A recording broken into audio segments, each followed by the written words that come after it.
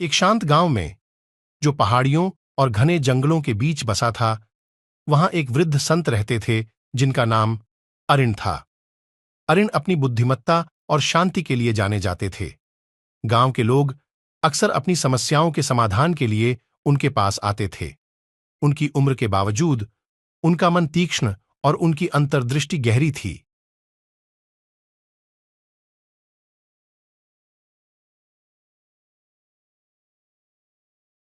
एक गर्मी के दिन रवि नामक एक युवा व्यक्ति, जो महत्वाकांक्षी था लेकिन आत्मसंदेह से ग्रसित था, अरिण के पास आया। रवि के सपने थे एक प्रसिद्ध मूर्तिकार बनने के, लेकिन हर बार जब वह एक मूर्ति बनाने की कोशिश करता, उसका आत्मविश्वास डगमगा जाता। उसे लगता कि उसके हाथों में निपुणता नहीं है और उसके मन में रचनात्मकता की कमी है। हताश और निराश होकर रवि ने अरिण से मार्गदर्शन मांगा। अरिण ने रवि का स्वागत एक गर्म मुस्कान के साथ किया और उसे ठंडा पानी पेश किया। रवि की समस्याओं को सुनने के बाद अरिण उसे गांव के किनारे पर स्थित एक विशाल चट्टान के पास ले गए। वह चट्टान साधारण थी, एक ठोस अडिग पत्थर का टुकड़ा। अरिण ने आगे कहा, मैं चाहता हूं कि तुम इस चट्टान के भीतर छुपी हुई सबसे सुंदर मूर्ति की कल्पना करो।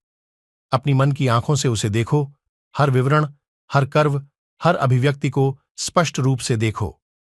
रवि ने अपनी आंखें बंद कीं और एक शानदार मूर्ति की कल्पना करने लगा। एक नर्तकी की सुंदर आकृति, मनोहर और शालीन। जैसे जैसे उसकी कल्पना स्पष्ट होती गई, रवि ने गहरी सांस ली और चट्टान पर काम करना शुरू किया। धीरे धीरे उसकी कल्पना और उसके हाथों के कौशल से एक सुंदर मूर्ति उभरने लगी। हर प्रहार के साथ रवि ने अपनी आत्मा को पत्थर में ढाल दिया। महीनों की मेहनत के बाद चट्टान से एक अद्वितीय मूर्ति उभरी, जो न केवल गांव वालों के लिए बल्कि रवि के लिए भी प्रेरणा का स्रोत बन गई। इस प्रकार रवि ने मन की शक्ति को समझा और उसे मूर्त रूप दिया। उसने सीखा कि सच्ची सुंदरता और सफलता मन में ही निहित होती है और उसे केवल धैर्य और विश्वास के साथ प्रकट करना होता है।